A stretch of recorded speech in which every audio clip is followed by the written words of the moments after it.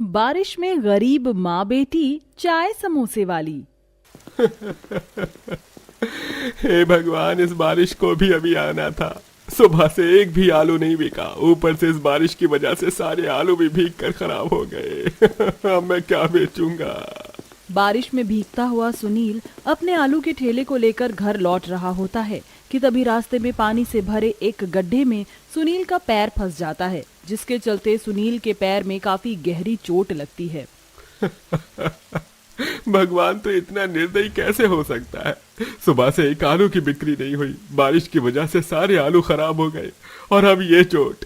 सुनील आंखों में आंसू लिए अपनी चोट को संभालता हुआ घर जाता है। सुनील की ऐसी हालत देख उसकी पत्नी दिव्यांशी और 10 साल की बेटी जानवी काफी परेशान हो जाती है। बाबा, ये क्या हुआ आपको? आपको ये चोट कैसे लगी?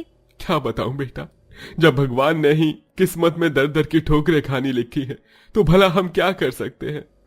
दिव्यांशी जल्दी से सुनील को खाट पर लेटाकर उसकी चोट पर मरहम बनाकर लगा देती है। अपनी चोट की वजह से सुनील ठीक से खड़ा भी नहीं हो पाता और कई दिनों तक बस खाट पर ही पड़ा रहता है। क्या हुआ जानवी बेटा, इतनी उदास क्यों बैठी हो? मैं जानती हूँ माँ, बाबा अपनी चोट की वजह से बाहर काम पर नहीं जा सकते और घर में खाने के लिए भी कुछ नहीं है, लेकिन क्या करूँ इस भूख का। कितनी कोशिश करती हूँ कि ना लगे, पर फिर भी लग जाती है।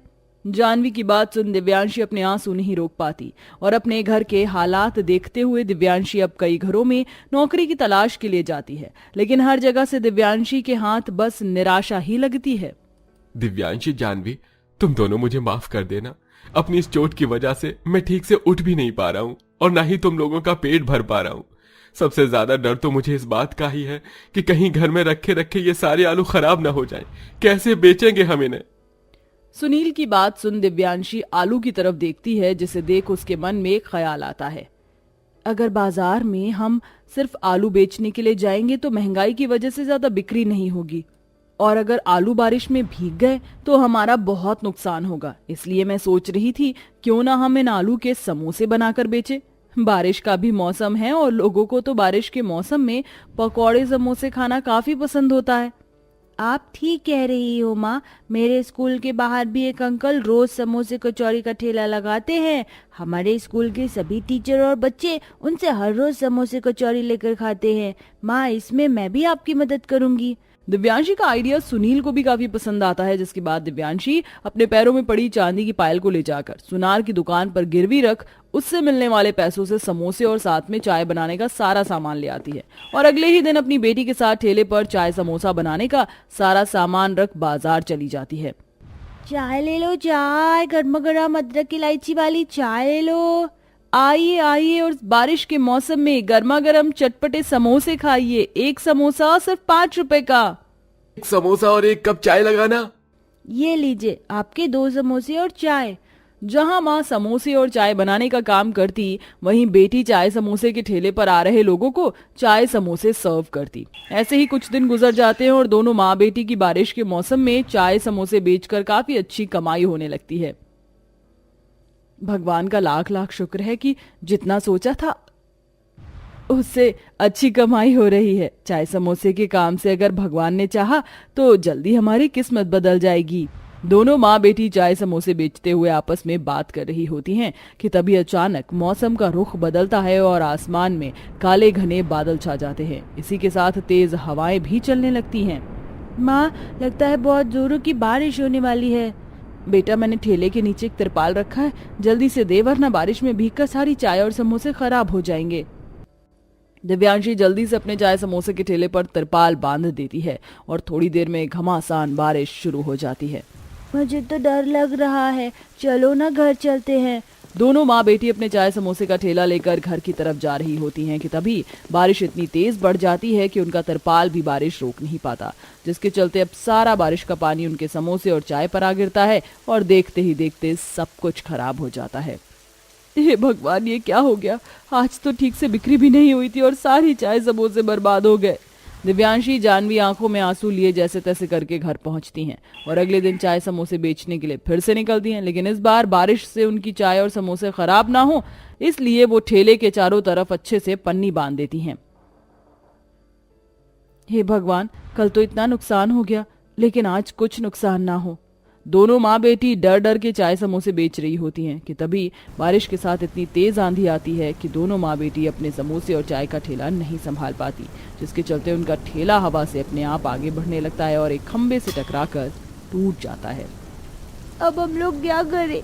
अब हम कैसे चाय समोसे बेचेंगे?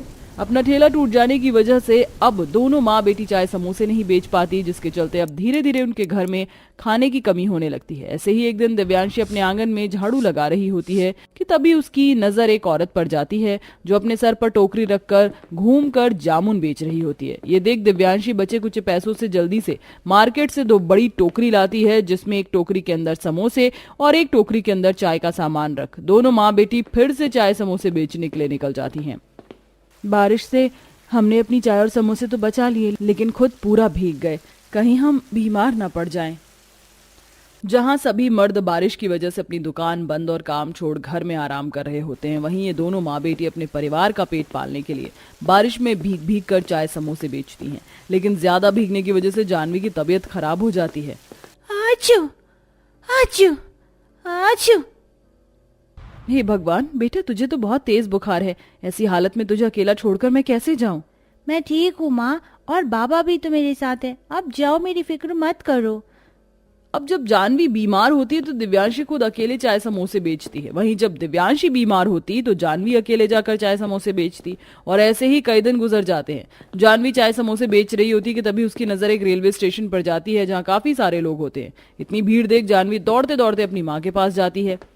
माँ, रेलवे और बस स्टैंड पर लोगों की काफी भीड़ है, तो क्यों ना हम लोग वहां पर अपने चाय समोसे बेचे, और हम तो वहाँ बारिश में भी नहीं भीगेंगे। जानवी की बात सुन दिव्यांशी बहुत खुश होती है, जिसके बाद अब दोनों माँ बेटी अगले दिन से सड़कों पर घूम घूम कर चाय समोसे बेचने की बजाय रेलवे स्टेशन और बस स्टैंड पर चाय समोसे बेचती हैं, और उनकी ये तरकीब काम भी आती है। सभी लोगों को उनके समोसे और चाय काफी पसंद आते हैं। बहन जी, गर्मा गर्म समोसे और 5 गिलास चाय पैक कर दीजिए। अरे मुझे भी 3 समोसे और 3 गिलास चाय दे दीजिए, और हाँ, साथ में वो तली हुई हरी मिर्च भी जरूर देना। रेलवे और बस स्टैंड पर लोगों को दोनों माँ बेटी के चाय समोसे इतने पसंद आते हैं कि अब तो उन दोनों के आने से पहले वहां पर चाय समोसे खाने के लिए लोगों की भीड़ लगना शुरू हो जाती है। जहां एक तरफ दोनों माँ बेटी की मेहनत रंग लाती है और उनकी काफी अच्छी कमाई होने लगती है, वहीं दूसरी तरफ जब से ये दोनों माँ बेटी बस स्टैंड पर चाय समोसे बेचने के लिए आई हैं, तब से तो मेरी चाय समोसे का धंधा ही बंद हो गया है। अगर ये दोनों मेरे साथ मिलकर काम करें तो मेरा धंधा भी पहले जैसा अच्छा चलने लगेगा। बस स्टैंड पर बड़ी सी दुकान में चाय समोसे बेचने वाला पुरोहित अपने लालच के चलते उन दोनों माँ बेटी के पास जाता है और अपना प्रस्ताव उनके सामने रखता है, जिसे सुन, नहीं साहब, हम दोनों माँ बेटी ऐसे ही अकेले चाय समोसे बेचकर खुश हैं। दिव्यांशी के मना करने पर पुरोहित दोनों माँ बेटी से इतना जलने लगता है कि वो उनको वहां से हटाने के लिए नकली पुलिस भेजता है। चलो चलो यहाँ से अपना ये चाय समोसे का सामान हटाओ। कल से तुम दोनों माँ बेटी यहाँ पर चाय समोसे नहीं बेचोगी। लेकिन क्यों साहब, हम तो हर हफ्ते ये चाय समोसे बेचने का टैक्स भरते हैं। दिव्यांशी की बात सुन वो नकली पुलिस वाला उन दोनों माँ बेटी के चाय समोसे का सारा सामान उठाकर फेंकने लगता है। ये सब देख आसपास मौजूद लोग उस पुलिस वाले को रोकने के लिए आते हैं। ये आप क्या कर रहे हैं? एक पुलिस होकर ऐसी हरकत करते हुए आपको शर्म नहीं आ रही? इतने लोगों की भीड़ देख वो नकली पुलिस वाला भी डर जाता है कि तभी वहां असली पुलिस आ जाती है। तुम कौन हो? और ये यूनिफॉर्म तो नकली यूनिफॉर्म है। तुम्हारी हिम्मत कैसे हुई नकली पुलिस बनकर ऐसे किसी का नुकसान करने की? हवलदार, इसके हाथों में हथकड़ी पहनाओ। अरे साहब, मुझे माफ कर दो, ये सब मैंने पुरोहित के कहने पर किया। उस नकली पुलिस की बात सुन असली पुलिस वाले पुरोहित को पकड़ने लगते हैं कि तभी, नहीं साहब रुक जाइए, अगर इनकी जगह मैं होती तो शायद मैं भी यही करती। कौन चाहेगा कि उसके काम का नुकसान हो? इन्हें माफ कर दीजिए। मुझे माफ कर दीजिए, अपने लालच के चक्कर में मुझसे बहुत बड़ी गलती हो गई। पुरोहित को अपनी गलती का एहसास हो जाने की वजह से दिव्यांशी उसे माफ कर देती है, जिसके बाद अब दोनों माँ बेटी पहले की तरह ही रेलवे स्टेशन और बस स्टैंड पर चाय समोसे बेचती हैं। कुछ दिनों में दोनों माँ बेटी बस स्टैंड पर अपनी चाय समोसे की दुकान खोल लेती हैं, जहां एक तरफ रेलवे स्टेशन की दुकान को जानवी संभालती, वहीं बस स्टैंड की दुकान को अब सुनील संभालता है, और दोनों माता पिता इसी काम को आगे बढ़ाते हुए अपनी बेटी को पढ़ाते हैं और एक अच्छी जिंदगी जीते हैं।